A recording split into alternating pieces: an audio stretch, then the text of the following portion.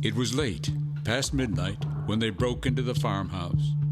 Never in a million years would you think that you'd see your parents' house taped off by that yellow tape. Oh.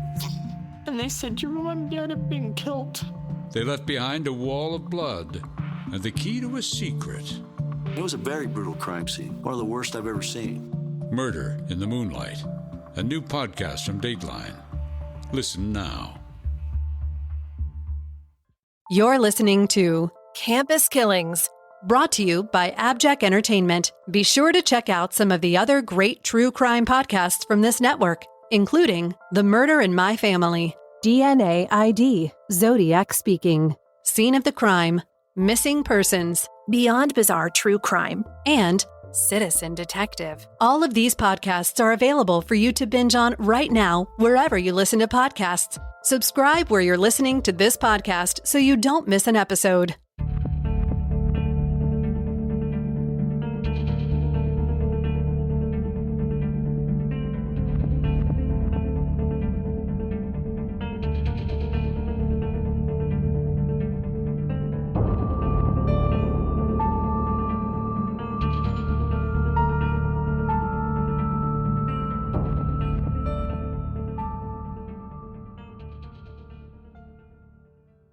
Hi, Amy. Today's case is a listener suggestion. Many thanks to Kim F. for sending this our way. And we'd like to give special thanks for her note that we're one of her favorite podcasts.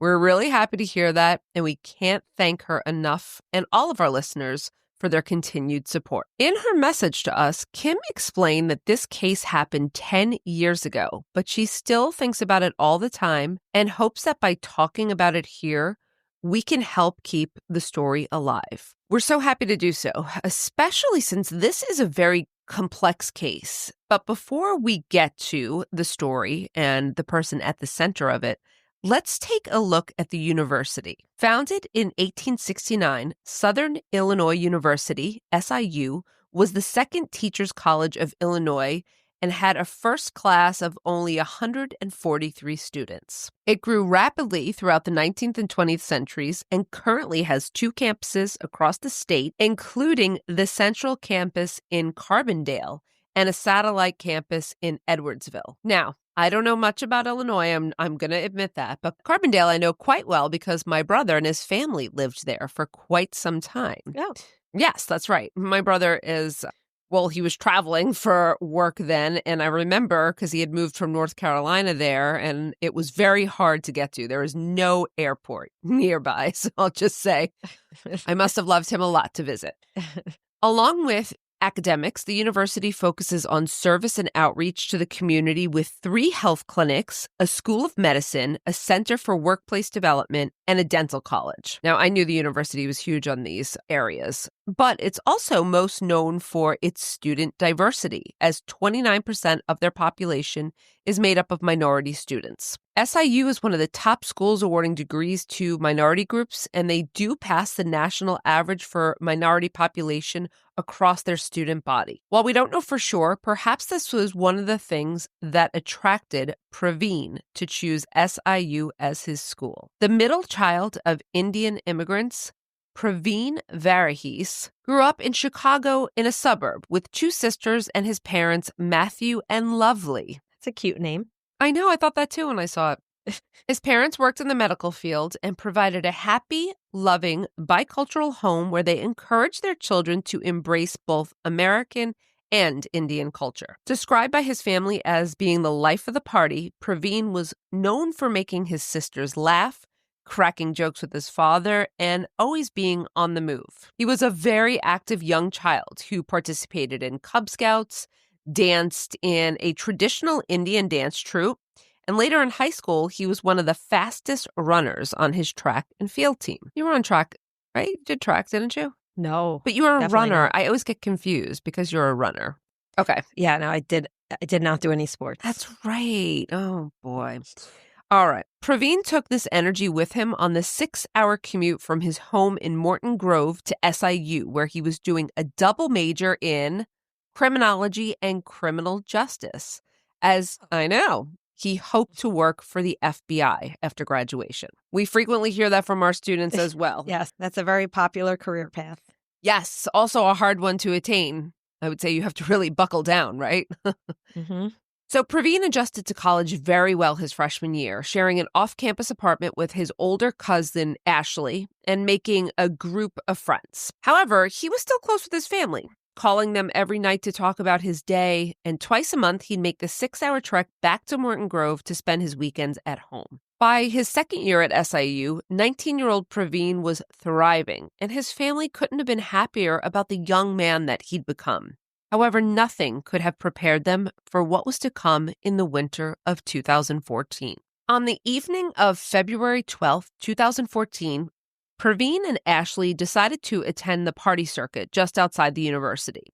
So they hit a few houses up and down West College Street where they danced, drank, and enjoyed music with other students. Around 11 p.m., Ashley, this is his cousin, also a male, Ashley had to go to his shift at a local bar where he did late-night bartending. So Pravin said that he was going to leave the party to meet a few friends at a different bar about 3 blocks away from the house party. By the next morning, though, Pravin's bedroom was untouched. His cousin first assumed that he'd just gone to class, but by the afternoon on February 13th, several of Pravin's friends were looking for him. He'd not shown up to any of his classes, which was grossly out of character for him. He loved school and he was a very dedicated student. And every time they called, his phone went straight to voicemail, and he wasn't answering on any social media platforms either. It's not good. No, it wasn't good. Ashley and several of Pravin's friends staged a search starting at the last house Pravin had been at before Ashley went to work the evening before. They hoped maybe he'd just gotten really drunk and fell asleep on a couch or passed out in some bushes, something silly like that might happen after drinking too much.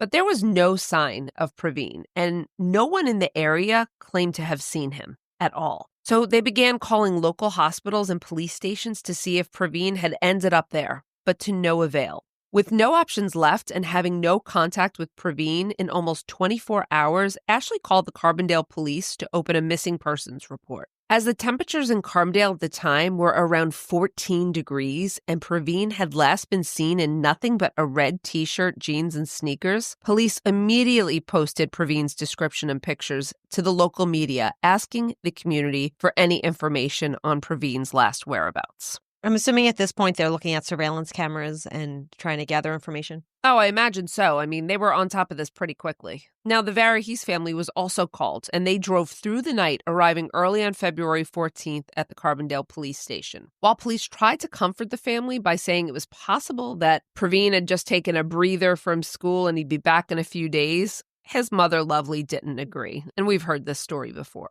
Mm-hmm. She'd been trying to call Pravin all throughout the 6-hour drive to Carbondale, and the fact that he hadn't picked up made her feel that something was quite wrong. Mm-hmm.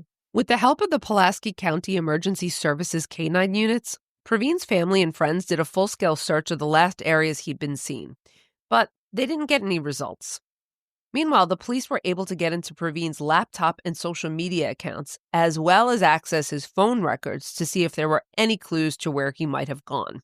Through the phone records and eyewitness statements from students at the house party, investigators were able to create a basic timeline before Pravin went off the radar. By these accounts, Pravin was last seen leaving the house party out the home's back door just before midnight. And around 12:29 a.m., his phone records showed that he placed a call to one of his friends from Chicago. This was a young woman by the name of Anita. When police spoke to Anita, she stated that Pravin called her and said, "Don't hang up," and Pravin sounded like he was out of breath. Though Anita said Pravin never spoke directly to her, she could hear him arguing with someone, as a voice who was not Pravin's demanded, "Give me that back." And Pravin answered, "I'm trying to help you."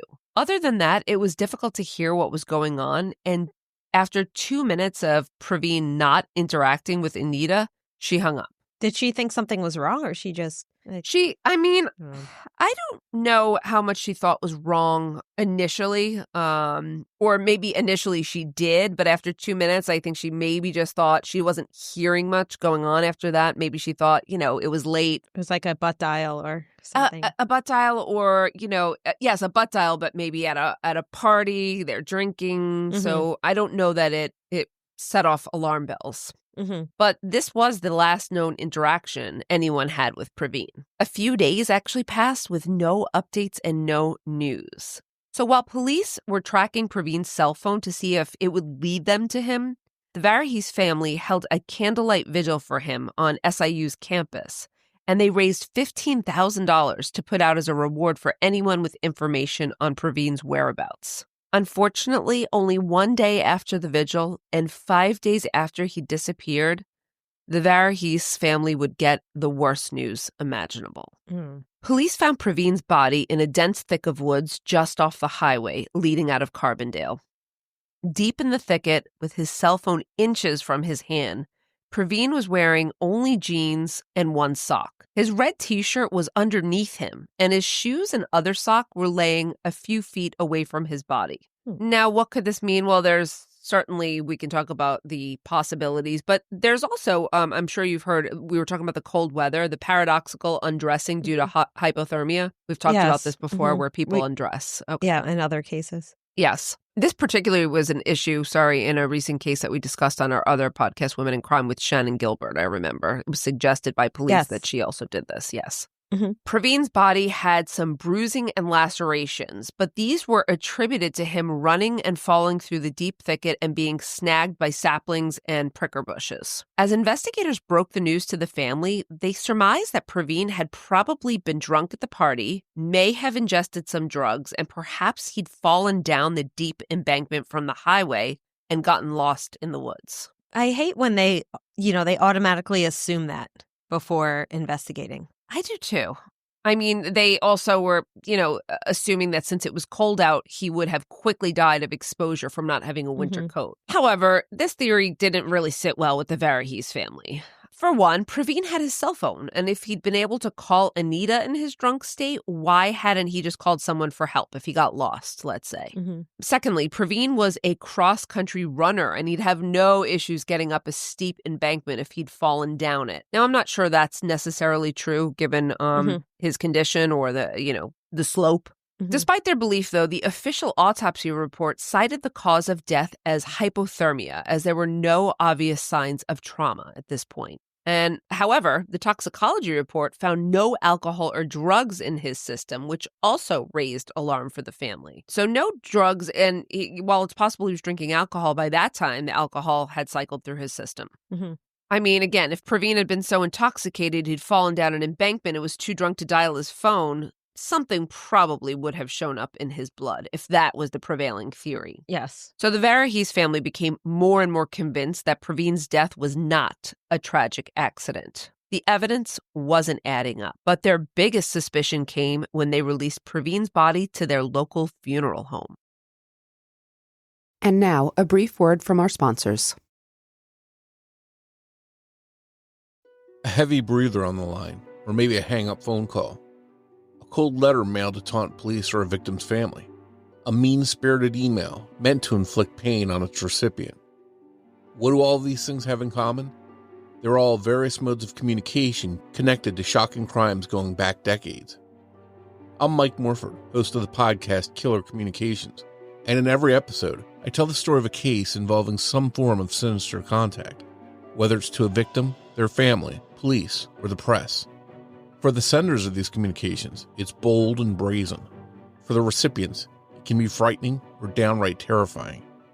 And you won't believe just how often it happens. Check out Killer Communications right now everywhere you listen to podcasts, and be sure to subscribe so you don't miss an episode. As Pravin was being prepared for his funeral, the funeral director called his mother Lovely and said that she needed to come look over her son's body. Up until that point, she hadn't seen him, as he'd been released from the autopsy directly to the funeral home.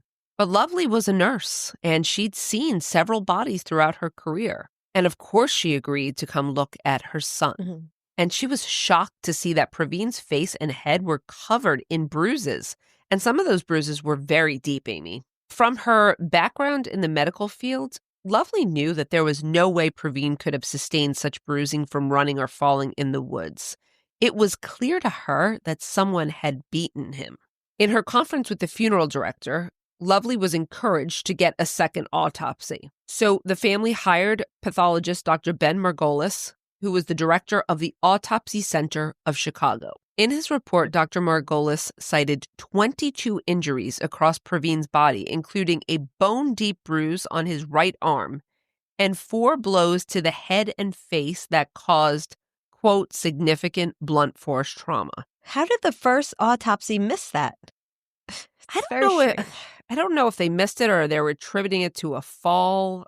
I'm not really sure. Dr. Margolis ruled that the level of force used in the blunt force trauma would have been enough to disorient Pravin to the point where he could have ended up lost in the woods, where he eventually succumbed to exposure. So this made his cause of death much more sensible, but brought up the question of who would have beaten Pravin so severely? The answer to this question, of course, would lie in the police investigation. The night of the party, an Illinois state trooper checked on a truck that was pulled over to the side of the road with its hazard lights on. Around 12:34 a.m., this was about 4 minutes after Pravin's call to Anita, the trooper spied a young blonde man walking up the embankment. He told the officer that he'd picked up a black male hitchhiker and was giving him a ride home, but they'd gotten into an argument and the male had run into the woods. Right. Okay. Now, based on the dash cam footage, the trooper shined his flashlight into the woods for a few minutes and looked down the embankment while he spoke to the blonde man for about 10 minutes before both men got back into their vehicles and drove away. The blonde man would turn out to be the last person who saw Pravin alive. His name was Gage Bethune, a 22-year-old Carbondale native. Allegedly, Gage and Pravin had happened to be at the same party on that cold February night. However, police knew nothing about Gage until after Pravin's body was found. According to reports, Gage's cousin called in a tip to the police, saying that Gage had admitted to getting into a fight with a kid who'd been found dead in the woods. So they got this information. What? Yeah, they got this information from a tip.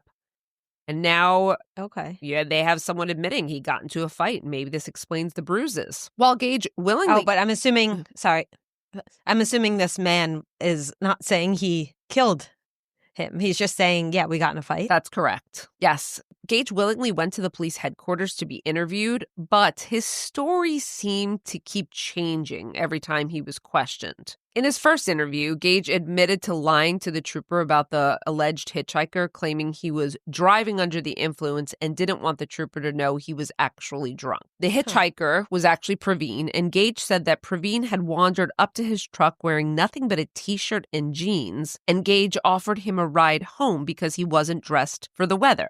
Okay, this seems suspicious. Yes, Gage told police that Pravin was exceptionally drunk when he'd gotten into Gage's pickup, and only a few miles into the drive, Pravin became combative, causing Gage to pull over on the side of the highway where he told Pravin to get out. Pravin allegedly refused, so Gage pulled him out and the two had a 30-second scuffle on the side of the embankment. In this initial interview, Gage made it clear to officers that he was afraid of Pravin, citing, quote, "I didn't know what he was capable of. Definitely wasn't my race, and I ain't used to being around that type of population." Oh, okay. So, does this seem to indicate maybe a racial motivation? That might be a step too far right now. Why would he implicate himself? Is it because he thinks they would have found out? Like, why? It just seems to me if he actually did harm him, why is he turning himself in? Well, he spoke to the police, which is the problem, but his cousin was the one who called in the tip and turned him in and said that he had said he got in a fight with the kid who they found dead the next day. So his cousin initially did. But yeah, he's spoken. He's saying these stories. Yeah. We know all the reasons people speak to police without an attorney, right? But the details of the story didn't seem any more true than the tale Gage had told the trooper. So a few days later, police brought him back for a second interview. This time, Gage claimed he'd been at the party with Pravin, and when Gage left the party and got into his truck around 11:30 p.m., Pravin followed him out and asked him for a ride home. Gage acquiesced, and Pravin allegedly offered Gage cocaine in exchange for the ride. Just in case anyone's questioning, and if you're about to ask, there's no known evidence that Pravin was a drug user. Yes. That's what I was, and nothing was found in the toxicology report either. That's Correct. just that. That's right, as you remembered. While Gage claimed he refused the cocaine, he alleged that during the ride, Pravin was constantly on the phone with someone, and it sounded to Gage like he was trying to score some drugs, which made Gage uncomfortable, and he told Pravin he was dropping him off at a gas station instead of bringing him home. Now, This story sounds absurd. I know. According to Gage, this enraged Pravin, who punched Gage in the head while he was driving, so Gage pulled over on the side of the highway. According to his recorded testimony, Gage said the following. He jumped out, swung at me aggressively. I defended myself. I missed the punch and I hit him. That's when he kind of fell into me, dead weight, and grabbed me. Gage went on to say the two men wrestled for several minutes, rolling down the embankment as the trooper arrived above them. As a note also, just for context here, Pravin was about 5'8" and 150 pounds, where Gage was almost 6 feet and much stockier build. Also, several of Pravin's friends claimed he would never pick a fight with anyone. He was not a combative person. And there's no one has ever said that he was combative or... Which right? doesn't mean that he like couldn't have been, issue. but no, was no. So this story also didn't sit well with investigators since they already knew the only phone call Pravin had made that night was at 12:29 to his friend Anita, which they knew from her interview wasn't about drugs at all. So this phone call, he made a call about drugs, not at all. Investigators took these interviews and the rest of the evidence they had and brought Pravin's case before a grand jury, but it was deemed that there wasn't enough proof to indict Gage Bethune for Pravin's death. Oh. Right. So, yes, indictments, it's much easier to get an indictment than not, as we know through the process. But in this case, a grand jury didn't feel that there was enough at the time. This outcome was incredibly difficult for the Varughese family. And so instead of fighting criminally, they sought civil justice by suing Gage Bethune in a wrongful death suit for beating their son and leaving him for dead in the woods. And I'm sure you teach about this, right, Amy, that this is not totally uncommon when families can't find justice in criminal courts to take defendants to a civil court. Yeah, and in addition to that, I also teach my students how you could be found not guilty in the criminal court, but you could be held liable in the civil court and vice versa. One has nothing to do with the other. Correct. Okay. The family also sued the trooper for not looking in the woods on the night of Pravin's disappearance, as well as the Carbondale Police Department for not assisting in the initial search for Pravin. That canine search was through a different organization, just for reference. But though these civil suits seemed promising for the family, it still wasn't the justice they wanted for Pravin, obviously. Someone had hurt their son and left him to die, and it was starting to feel like the law wasn't on their side. At least that's how the family felt. Little did they know that help would come from an unlikely source. We'll return after a brief word from our sponsors. Moms and Mysteries is the podcast where two Florida friends uncover chilling cases with humor and heart. Hey guys, I'm Mandy. And I'm Melissa. And we're the moms behind the mics taking you on a roller coaster of true crime stories while adding our own brand of humor into the mix. Respectfully. Join us every Tuesday for Moms and Mysteries, your gateway to gripping, well-researched true crime stories. We're your go-to podcast for mysteries with a motherly touch. Subscribe now to Moms and Mysteries wherever you get your podcast and never miss a Tuesday.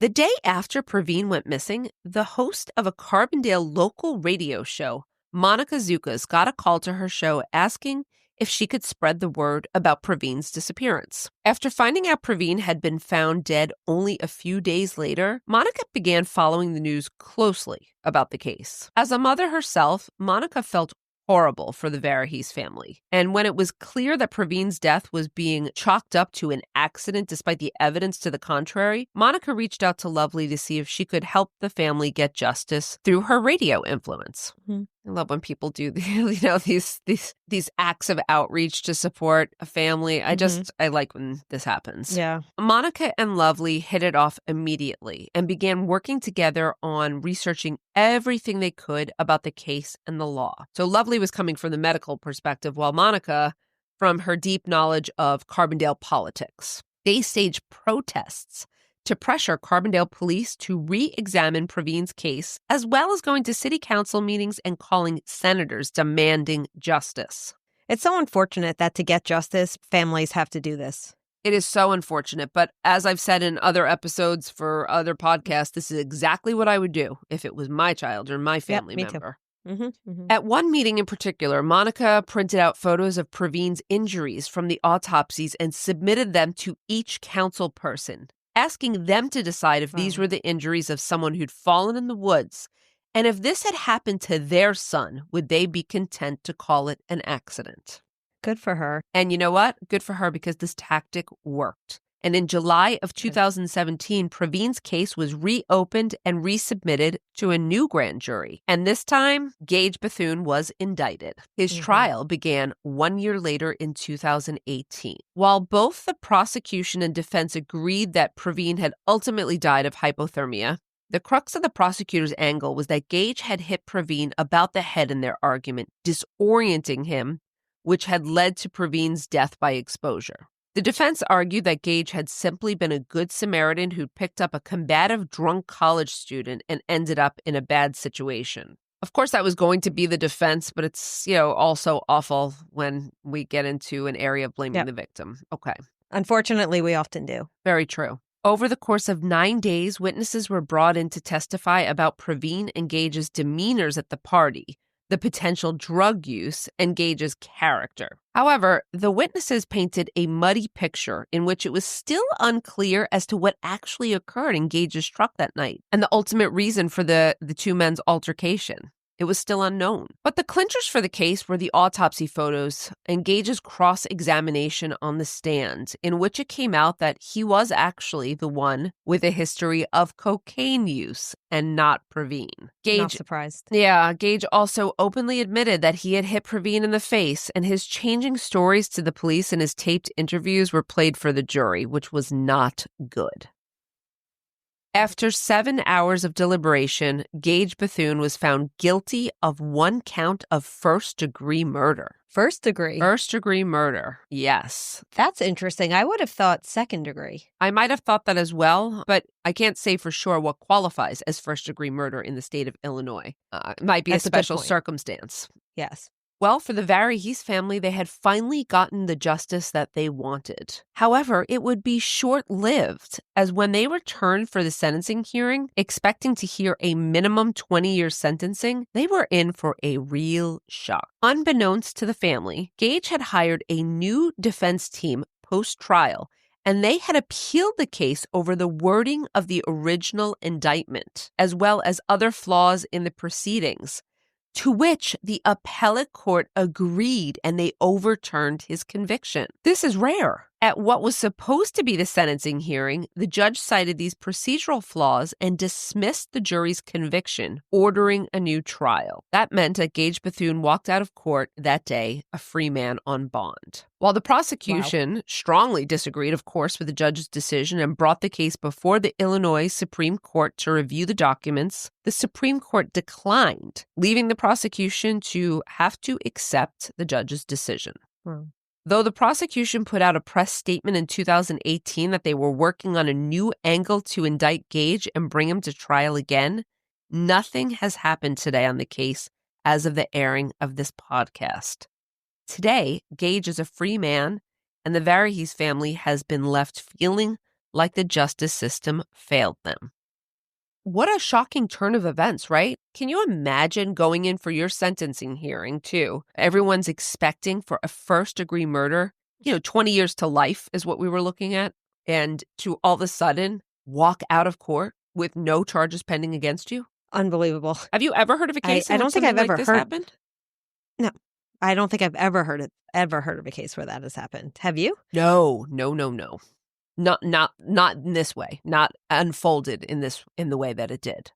Though the justice system did not provide the Varughese family the closure they'd hoped for, they've tried to move on as best as they can. Every year on the anniversary of Pravin's death, the family makes the 6-hour pilgrimage back to Carbondale to have a memorial walk to the woods where he was found. The procession is made up of family, friends, members of the SIU community, and even officers from the Carbondale Police Department. Always led by Lovely, the procession begins at the police station and ends in the woods, where Lovely places Pravin's picture on the spot he died, and participants lay flowers and say a prayer to his memory. His family created the Pravin Varughese Memorial Scholarship, awarded annually to Shawnee County Community College students majoring in criminal justice. They hope that by giving this scholarship, it will not only keep Pravin's legacy alive, it'll encourage criminal justice students to make changes to the system to basically keep Pravin's situation from happening to someone else. I like that. Mm-hmm. And it's made quite an impact on the students who apply for this scholarship. The 2023 recipient, Paige Bingham, told the press, quote, "It definitely opened my eyes and gives me a broad look on the justice system. There are certain things that need to be fixed in the justice system and how people fail other people. Hopefully, I can make a change in that with my career." Though they have tried to move forward, the Varughese family will always wonder what exactly happened to their son. In an interview with NBC, Lovely said that she had always hoped that Gage would have apologized to her at some point for what happened to Pravin, but he's never done so. According to his defense lawyer, this was because Gage didn't want the prosecution to be able to use anything against him that may look like it implied guilt. And since there is the possibility that he could be tried again, it really wouldn't be in his best interest to do something publicly. I mean, we know that anything can be used against someone in these situations, so it is possible. We cannot say that Gage is not sorry. It's possible that he's sorry for what happened, even if he's not made a public apology. But despite the legalities, when asked what she would see as justice, Lovely said the following: "I wanted the world to know that my son was not a drug dealer. He was not drunk. He died because he was hit. I did not want Gage to be put behind bars for his life, but I wanted him to know that there are consequences to your actions, and I want the law to hold him accountable." Sorry, this is very fair, and I want to briefly address this. I want to briefly address her statement before we go today. It's possible that Gage could be brought back to court again, but it's also just as possible that he won't be. Either way, according to his defense lawyer, though Gage was never sentenced, his record will forever show that he was indicted for murder, meaning that, like the Varughese family, Gage will never be completely able to forget about Pravin. And perhaps there's some comfort for the family in knowing that. However, I understood when Lovely talked about justice. Justice takes different forms for different families. She just wants to know what happened to her son, and honestly, I really hope for her sake that she will have that answer someday. Okay, well, that was today's episode. Certainly, we appreciate the case suggestion. Something unique in this case in that, we don't always have motive, but we sometimes have an idea, and we're left here wondering. So again, for his family and for everyone else, I do hope that someday Gage will truthfully relay what happened between him and Pravin. Yeah. Before we go today, if you'd like to support Campus Killings, consider subscribing to the show with an AbJack Insider subscription through Apple Podcasts. Your subscription will get you VIP access to all the shows on the network. That not only includes hundreds of episodes of ad-free listening, but also bonus content and early access to episodes. For only $4.99 a month or $49.99 a year, you'll unlock a variety of listener benefits, and you'll be supporting this show in the process. Head over to Apple Podcasts and search for either Campus Killings or AbJack, and you can start your subscription with a free trial. Your support is greatly appreciated. Thank you, everyone, for listening today, and we hope you'll join us on the next episode of Campus Killings. Campus Killings is hosted by Dr. Megan Sachs and Dr. Amy Schlossberg, with research and writing by Abigail Belcastro. It's produced by Mike Morford of AbJack Entertainment. Be sure to follow Campus Killings on social media. You can find Campus Killings on Twitter with the handle @CampusKillings or on Facebook at facebook.com/campuskillings. You can also visit the show's homepage at campuskillings.com. Be sure to tune in every other Saturday for new episodes of Campus Killings. For 150 years, American Standard has been the plumber's trusted partner, working together to bring your customers quality, value, and always a quick and easy installation for the #1 toilet brand. While our partnership hasn't changed, our appreciation continues to grow. And it's why we've enhanced our American Standard Plumber Rebate Program, which now gives you even more money back on projects large and small. Learn more at LixellPlumberRebates.com.